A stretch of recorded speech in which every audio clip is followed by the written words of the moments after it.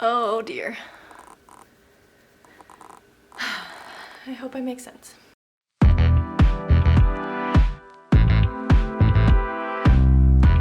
Hi everybody, I am Michaela and welcome to my channel. If you haven't been here before, I don't have very many videos, so if this is the first one, welcome, and I hope you subscribe if you like what you are watching and like the video if it helps you. Okay.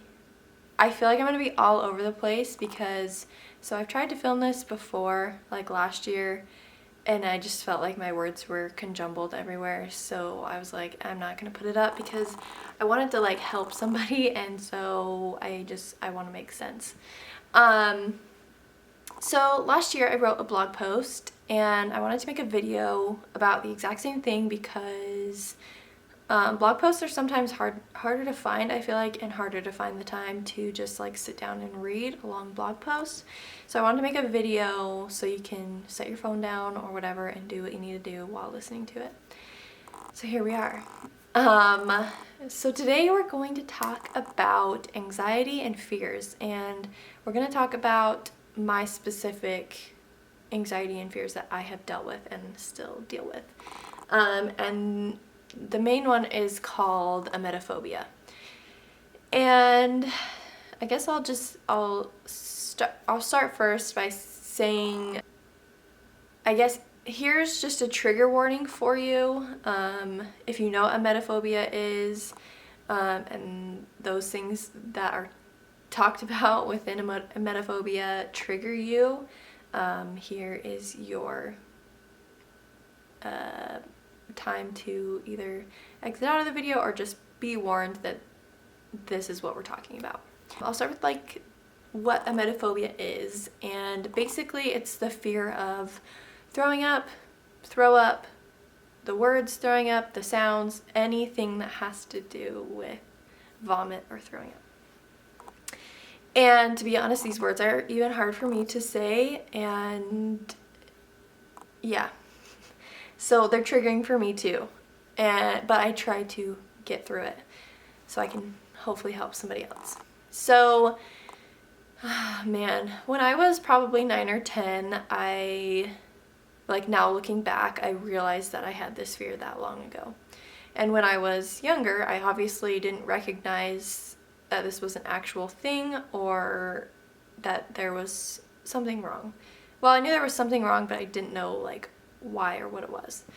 So I remember vividly in 4th grade, I had a terrible time going to school because I was like scared to be sick at school and like not have my mom there and just be like in a weird environment.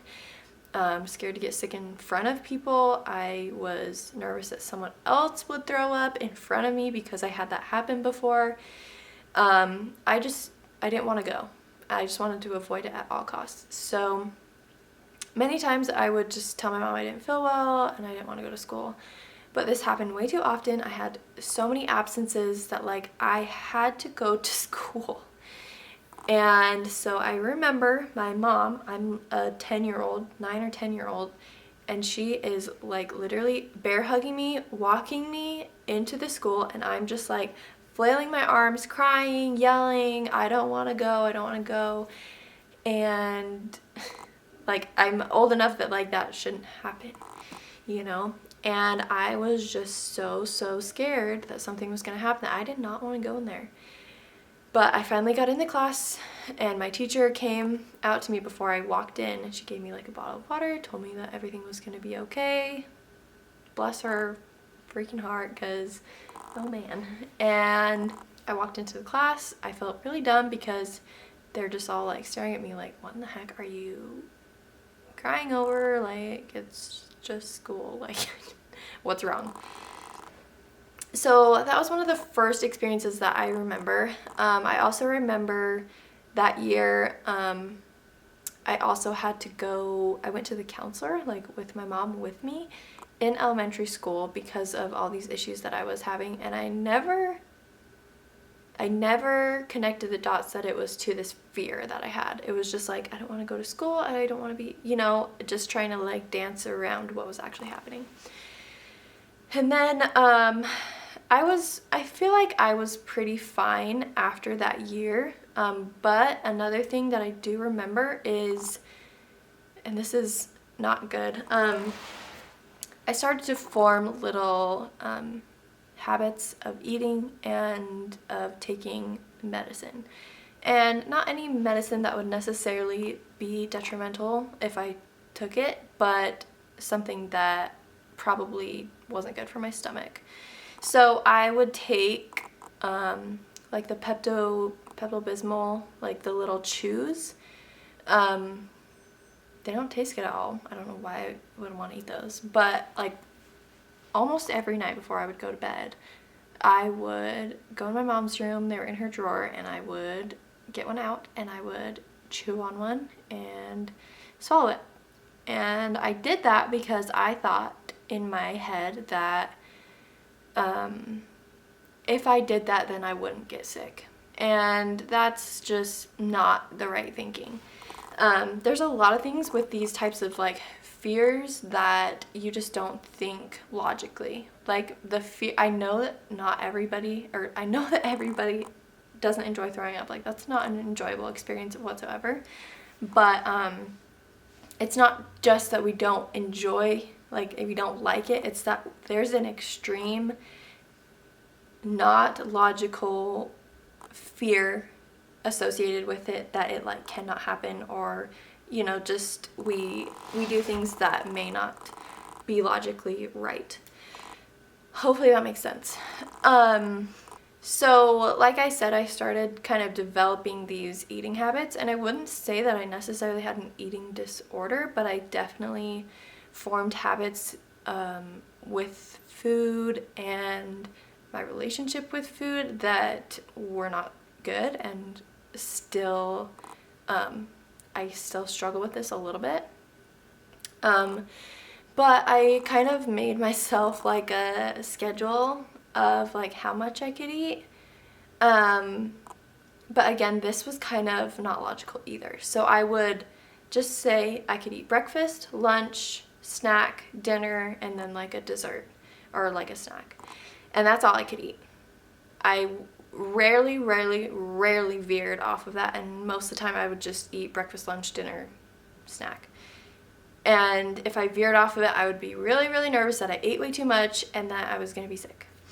And the reason that I say it wasn't logical is because I when I was younger, I didn't eat very well.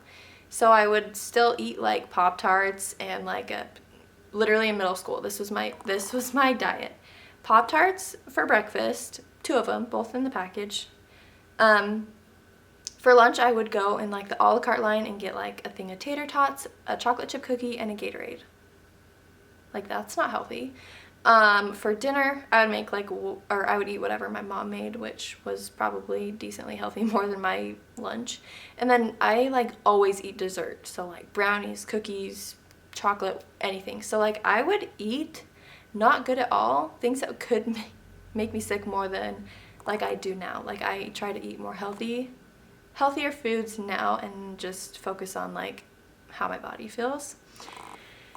But I've had those eating habits ever since then, and I still kind of stick to them. Not always, and I'm definitely more flexible, but that was definitely an issue growing up. Like if people would be like, hey, try this, like I'd be like, nope, because I need to stick to my this, and this, and like I can't do that. And it just really messed with my head. But after that kind of period, I feel like I got a lot better. I still had those my eating habits. I stopped eating the Pepto-Bismol. I definitely did start to get better. Not necessarily over the fear, but I got better at dealing with it. So the last, I don't want to say episode, but the last episode that really triggered me was just a couple years ago. My husband and I have been married for almost 5 years, and he got sick a couple years in, and this is the only time that he's been like really ill and threw up in the middle of the night multiple times. And I heard it, and that is really, really triggering and really, really scary for me. So if you deal with this too, you're like, if you hear it or something and it's near you, like my heart was racing. I was trying to like hurry and scramble to put my headphones in and like turn up some video so that I couldn't hear it. And I feel really, really bad because like, here's my poor husband, he's sick, puking, and here I am not giving two chains about what's going on with him. I'm just trying to make sure that I am okay. And I feel really bad because I want to take care of him. But that's my, like, kind of my defense that comes up is I just like hurry and try to like hide it, block it out, and it just really, really, really makes me nervous. So at that time, at the same point in time this happened, we also both had graduated college and we both started working full-time new jobs. And he had gone away for a week at a time and come home a week and went away for a week for training that was like 4 hours away. And we are like never apart. So that was really hard on top of it.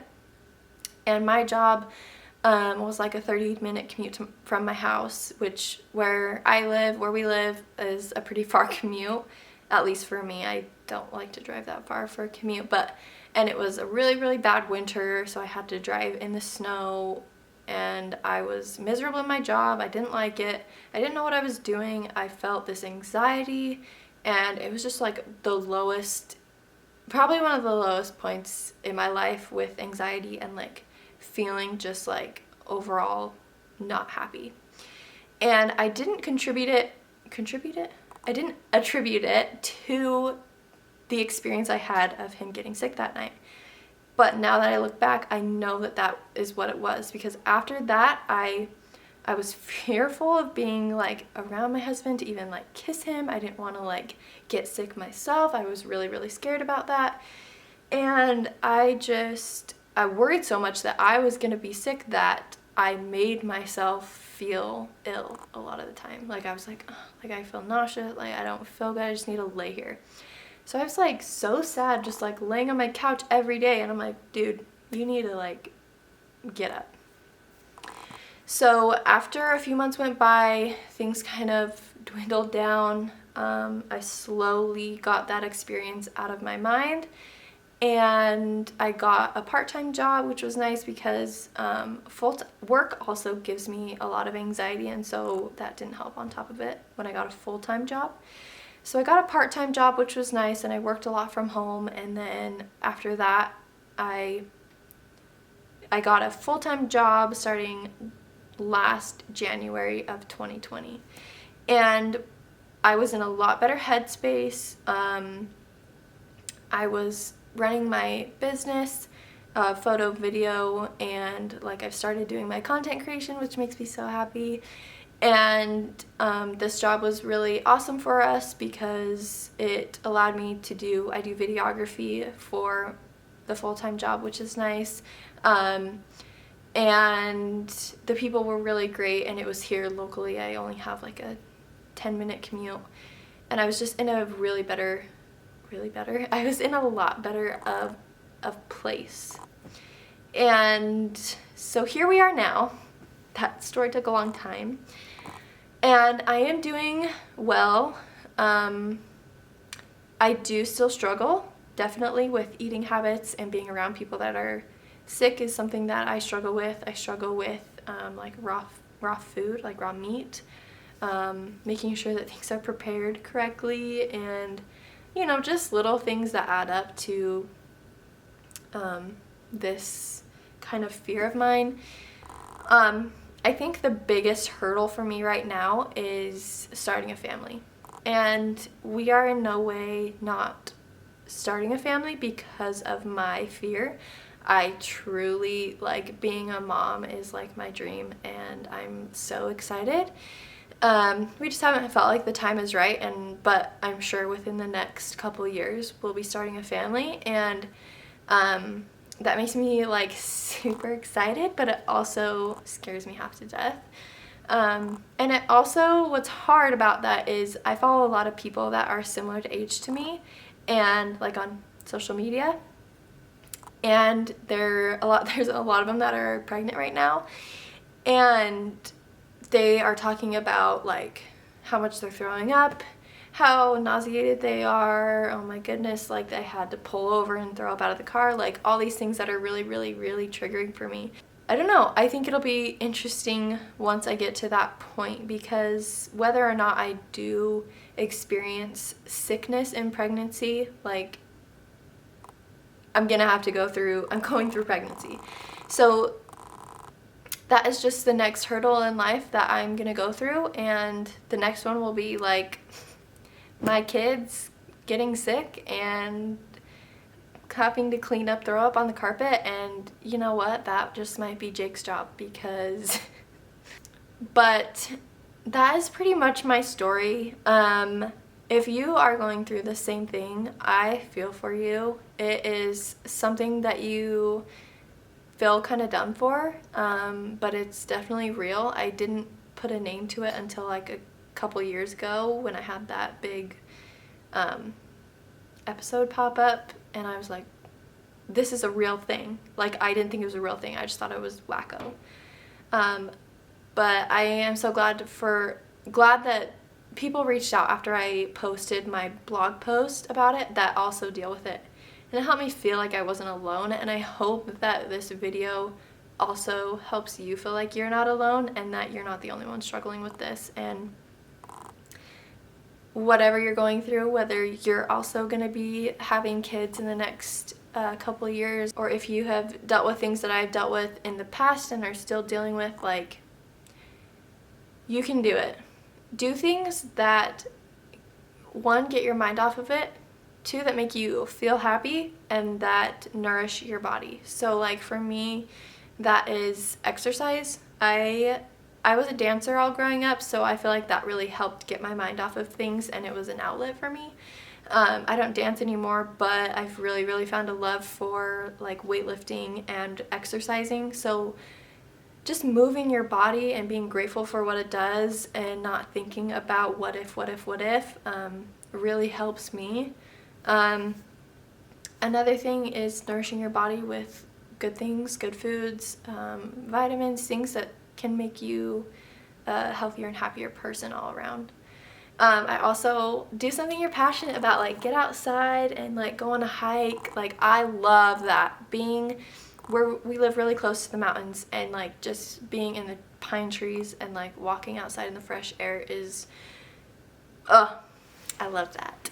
And then another thing is just do something I already said this, I think. Do something you love. But I love taking portraits and like being creative and just like getting out of my comfort zone and like getting out of my creative box is so fun for me. So like find something that you really, really love and just like do it. And just fill your mind with a positive thinking. Make sure you're giving yourself positive affirmations. You are beautiful, you are loved, you can get through this, you are not the only one, and we can do this together. So if you have any questions, literally don't hesitate to reach out, comment below. Maybe we can start like a group. If you deal with this, please like comment below and let's all support each other. And if you don't, comment below and support those that do. We all have different anxieties, and whether this is yours or not, we all need support. So comment below, or you can message me privately. You can go to my Instagram, message me there, you can email me, feel free to do whatever. I am an open book about it, and I would love to talk to you. So with that, I'm sorry this is such a long video, but I really hope it helps you or someone out there, and I will see you guys next time. Bye!